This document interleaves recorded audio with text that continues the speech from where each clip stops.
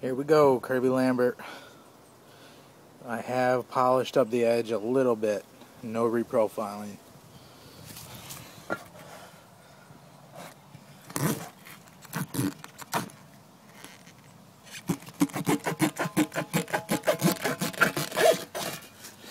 just wanted to zip it around.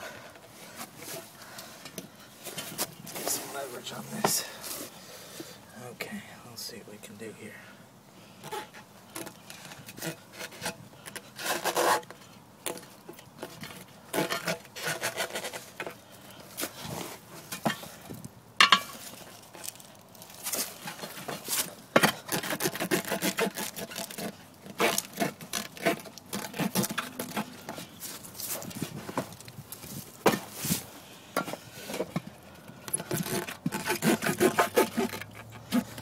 Cutting very, very well. It's that hollow ground.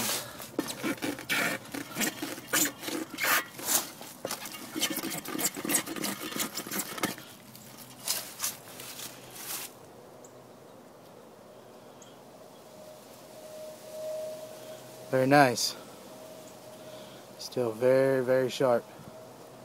That's why I've never cut paper on my channel, but I think it's kind of necessary. So this is just notebook paper, phone book paper, and I will show you. It's just kind of, I have touched it up and have not changed any angles or anything, but you can see it's pretty sharp. I've been cutting the crap out of some cardboard. Let's see if we can hold that edge throughout some of this more abusive stuff. So we'll just break down some cardboard here.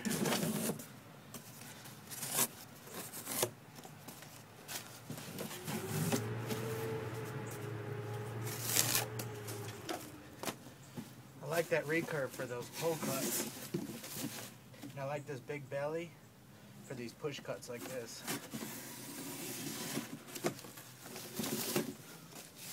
So I'd say that's ready for the recycling bin. Okay, let's simulate some clam packaging with this hard, is it mayonnaise Meyerco whip?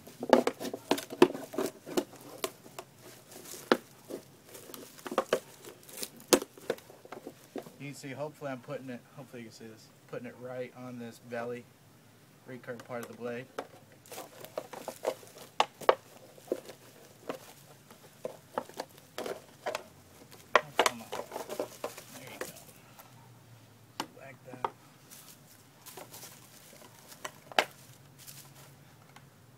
So that would be any of your clam packaging, stuff like that. So we're going to see how well this edge holds up after we whack 2 of these tin cans in half. Aluminum.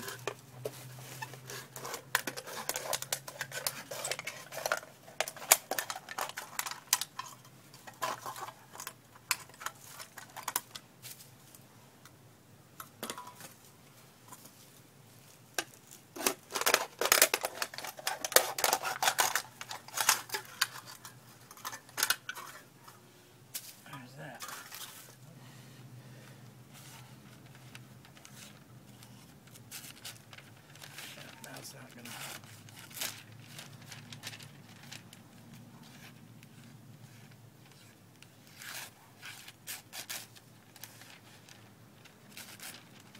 I think we found the limit. And still cut it, kind of.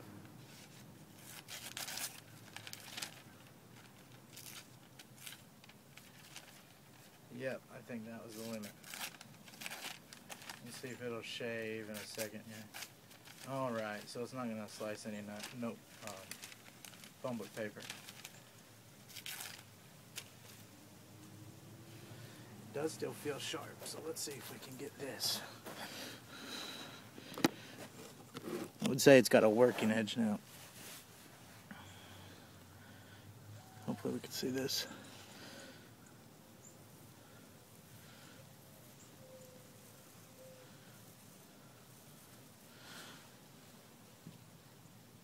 Not even really shaving. It's kind of scraping and pulling hairs off.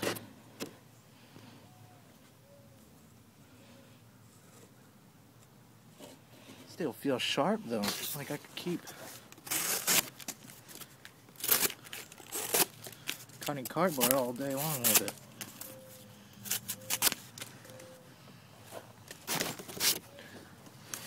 So I don't know, I guess it maintains a working edge just fine. Earlier when I was testing it, kind of just on my own, I whacked apart an aluminum can and it was still slicing phone book just fine. So there you go. It's no super steel. I think M4 would have still been slicing that notebook paper just fine. But you can see for EDC stuff, it's still okay. And I bet thicker paper it would probably still slice through. If I had some, I would show you. So let's get a look at how well this edge held up. I have only cleaned this up. I have not sharpened it at all. So you can see the blade scratched up pretty good. I have been using it a lot. And being how this is a softer steel, you're going to see these scratches more predominantly than in a harder steel. So let's see if we get a macro on this edge.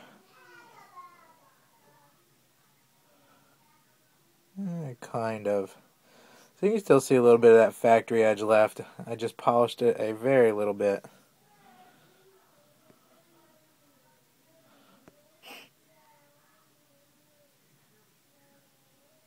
Maybe there we go. So there's no chips or anything. Alright, overall, really like the recurve blade for EDC. The way this hollow ground, yes it is hollow ground, but the way this recurve area here acts much like a hawk's bill, and it kind of pulls into your cut, especially your reverse pull cuts like this. It kind of like sucks the material into it, and kind of right here's your sweet spot when you're cutting. And this nice big belly here for me, breaking down cardboard and stuff, as you've seen, pushing straight down, you know, is kind of nice for breaking those boxes down. And I'm sure any kind of skinning tasks or anything like that, this belly is going to be real useful. I found there is enough point to still penetrate into whatever you need to poke. Not quite as pointy, you know, as like a paramilitary or a Spyderco military, of course. You know that going in, but still very usable. Other than that, the knife doesn't really have any big hot spots that I've found yet. One knock on it, I really like the whole knife. One knock on it is how thick it is in the pocket and how heavy it is. This sucker is heavy, so just know that when you pick this up. I mean, but of course you're getting a thicker blade stock. You're getting a nice thick line lock. It's a very well made knife for 50 bucks. So I'm going to do an update and let you guys know how well this sucker holds up. I'm going to keep on using it. Held up fine with the tire cut. Blade is still centered how it was. There we go. There's a good focus on it. No play at all. It's very impressive for the money. And that ACR13 MOV steel for my EDC uses holds up well. Of course it's not a super steel. You know that going in, especially for the price. But honestly, for EDC, for me, it's going to be fine. You might have to touch it up, 2 times a week instead of 1 time every 2 weeks. So I'm fine with that. It's kind of nice to have a cheap beater that you can, just use without caution. So it's kind of the position that this knife will fill for me. Doesn't quench the thirst for a real Lambert, but I'll tell you what, it's a pretty good substitute, especially if you want to use one of his designs. So there it is, guys. I will keep you updated. I'm going to keep on carrying it. Keep you updated on how the build quality stays throughout, a couple more weeks of use.